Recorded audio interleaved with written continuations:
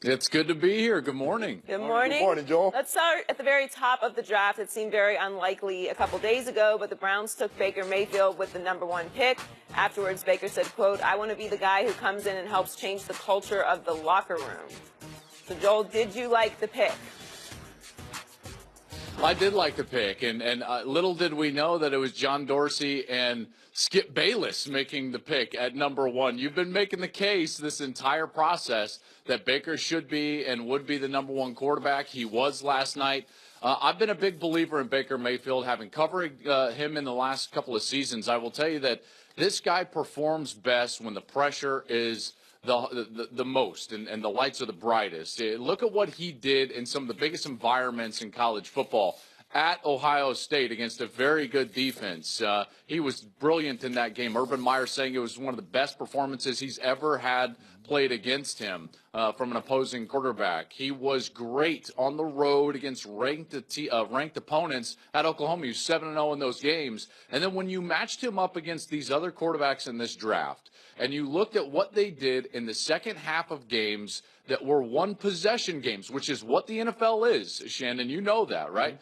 He was brilliant. A rating of over 200. He threw 11 touchdowns in that situation. No other quarterback in this draft had thrown more than 4. So when you put that performance behind the bravado, behind the fact that Cleveland is desperate to win football games, I think that's what ultimately made the selection of Baker Mayfield. And I think it was a good selection. Listen, there's going to be critics. There's going to be comparisons to quarterbacks that have played there in the past, and I think unfavorable comparisons. But this kid wins football games. He's done it at every level, and I really liked the selection up there.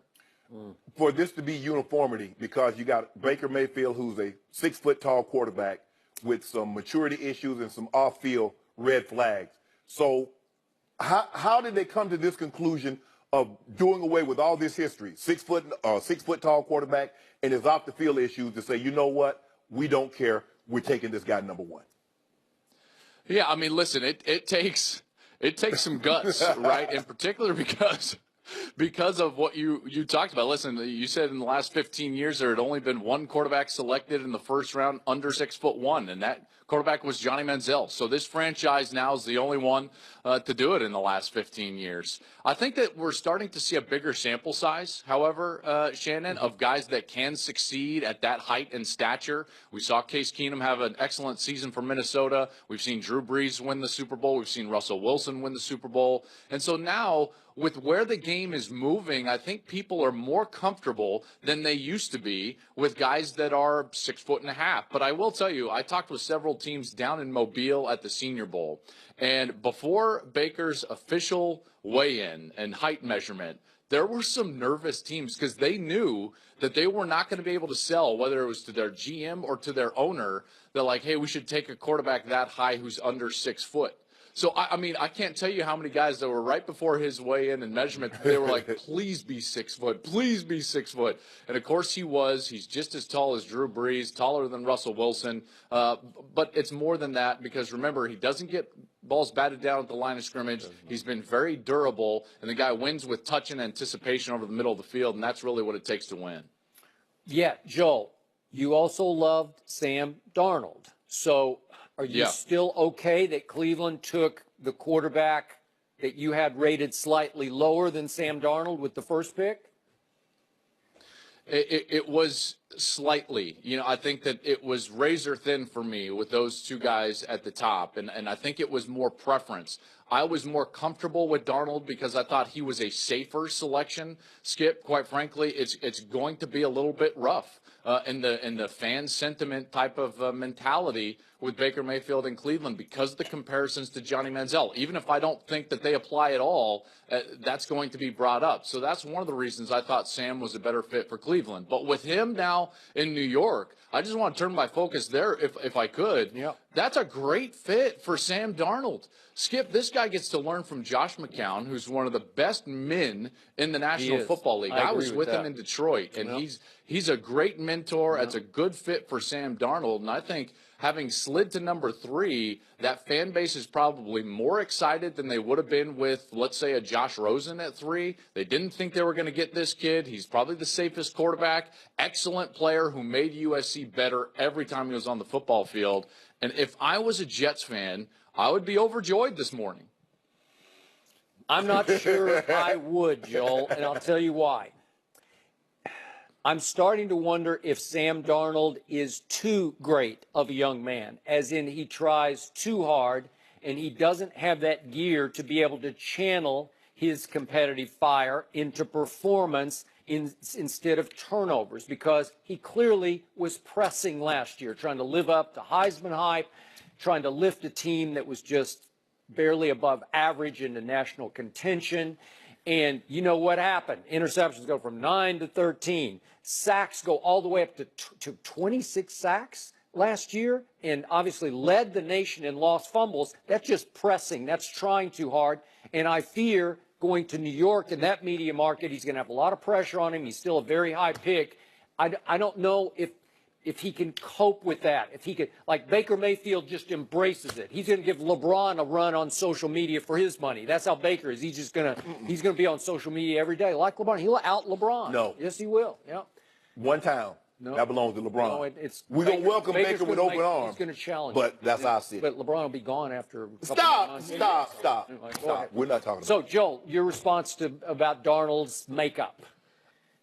Yeah, so I would say that we've got three quarterbacks that, I would say two are on the precipice of a lot of success and another that has been, at the top level of the game, although hasn't won a Super Bowl, that all threw more interceptions than Sam Darnold in their last year of college football. Jameis Winston, Deshaun Watson, who you loved, and Matt Ryan. They all threw more interceptions than Darnold did in their last year at their respective teams. So I think turnovers to a point for a quarterback that is that highly regarded and is the catalyst for the offense in college, they've got to make things happen. You got to understand now, USC gets a pass and everyone's like, oh, they're always the most talented team. They weren't last year. Their roster was really poor. Their offensive line was terrible, and they had injuries. Their schematics were very predictable at times because of some of that inexperience that was surrounding Sam Darnold. The only other player that was really worth his salt was Ronald Jones, who's probably going to get selected tonight in the NFL draft, rounds 2 through 3. But Sam was pressing not just because he wanted to prove people right or prove his evaluation correct, but more than that, Skip, he was pressing because he had to. When you're forced into that mode, I think that turnovers start to occur, in particular when your game plan has become a bit predictable, and that's clearly the case when I speak with all the defensive coordinators, when I evaluated USC. By the end of the year, they were incredibly predictable. That's why Ohio State got after them with their defense led by Greg Schiano and those great pass rushers. That's why Sam struggled in that game. But I will say this about Sam Darnold. Guy is tough. He never complains. Whether it was at Washington State on a weeknight when he was getting beat up and they eventually lost the game, he was always keeping them in the game. And people forget, he threw for 400 yards against Ohio State. I mean, he was doing his part. Listen, I know that those can be construed as excuses, but that's how I would answer your question. He was forced into that mode most of the season. 10 years from now, who's the better quarterback, Darnold or Mayfield? Oh, my gosh.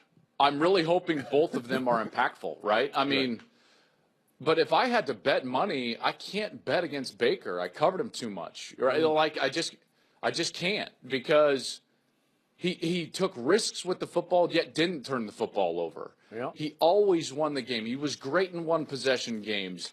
His ebbs and flows. Shannon, it's interesting. You've seen guys that like I want my quarterback to be even-keeled, and I don't want him to ride the wave. Well, riding the wave is only bad when the lows depress you. See, when the lows motivate you, that's actually a good thing, that you're kind of an up-and-down guy. And Baker's a guy that when something bad happens, that just increases the size of the chip on his shoulder. And it motivates him to come back in a competitive sense and prove people wrong. So if you were forcing me to choose, I would choose Baker, because I can't bet against him. I've covered him too much, man. The guy's brilliant. Magic Man. As Gus would say, I got to say, Gus Johnson would say, the Magic Man, Baker Mayfield. So I completely agree with you. Just on pure college performance, it wasn't even close to me. Baker was much better than the other four quarterbacks in question here. But to Shannon's consistent point on this show, Not only was he about 6.5 feet tall, but he had way too many red flags. And yet I believe that Cleveland said some of the red flags are just competitive fire. The crotch grab, the drilling the TCU player with the warm-up pass, planting the flag in the middle of the Ohio State's Horseshoe Stadium. That's all just competitive fire. Now, nobody can defend the public intoxication, running from the police. Yet, even though I know Baker loves him some nightlife, he's not Manziel-like there. Johnny loved Vegas more than he loved Cleveland. Johnny did not study, didn't care about the X's and O's, and Baker is a film nerd. He will bury his head in the playbook. When it's time to play football, he studies football. So I told Shannon earlier, I'm 51-49 that Baker will stay out of trouble in ways Johnny could not stay out of trouble. That's not a high percentage. I know, but that's exactly what I said. That's what I'm taking him number one overall because I'm 51-49. Woo. I guess. You know what I hope he does? Shannon, wouldn't you love this as a teammate if he took a Browns flag, ran out on his first game, and planted it at the 50, like he did with that OU flag at Ohio State? Yeah, but he better win some games. All that crotch grabbing and it all comes to the NFL is about winning. They don't care what you do as long as you win. True. I mean, he reminds you a little bit of Phillip Rivers because, you know, Phillip Rivers is getting the defender's face. I mean, he's not going to do all that other things, but he's a trash talker and to get in the guy's face. And Johnny is, Baker is the biggest trash talker. He's constant. He's going to motor mouth. He's going to be the next Shannon Sharp in the National Football League. But the problem is he is a franchise quarterback with the #1 overall pick, right? Yeah, defensive lineman couldn't get to me. They can get to him. Okay, but what did Charlie Weiss tell us on this show? Baker Mayfield has things I can't teach or coach, which is why Charlie said a long time ago, I'm taking him #1 overall because you can't teach leadership, competitive fire. You can't teach the rub-off factor, the swagger, the body language, just the spit in your eye guy that is Baker Mayfield. You just can't, you can't create that. It's in him. And that's why John Dorsey said, I want this kid to take over my franchise. And I don't think he's going to sit sit still very long behind Tyrod Taylor. Yeah, I don't think that he will either. And a guy that I don't think is going to sit very long either. And I know we haven't mentioned him, and I don't mean to take a tangent here, but I think Arizona got a steal with Rosen sliding down. And I tell you, I interviewed him on the radio last night. We were doing the radio broadcast, myself, Kurt Menefee, Jay Glazer, and Chris Spielman. And that guy sat down, and of all the other draft picks, it was like, oh, a sense of relief. Isn't this exciting? He sat down, and there was determination and fire in Josh Rosen's eyes. Watch out for Rosen. I think that could be a really good selection when we're looking at this 5 years from now. So, Joel, are you sure he doesn't talk a better game than he plays? Well, we're going to find out because I tell you that answer. Chris Spielman asked him, like, hey, what'd you think? You know, how'd it feel? And he looked dead in his eyes, and without pause, he gave that answer that you have seen now, you know, across social media and print.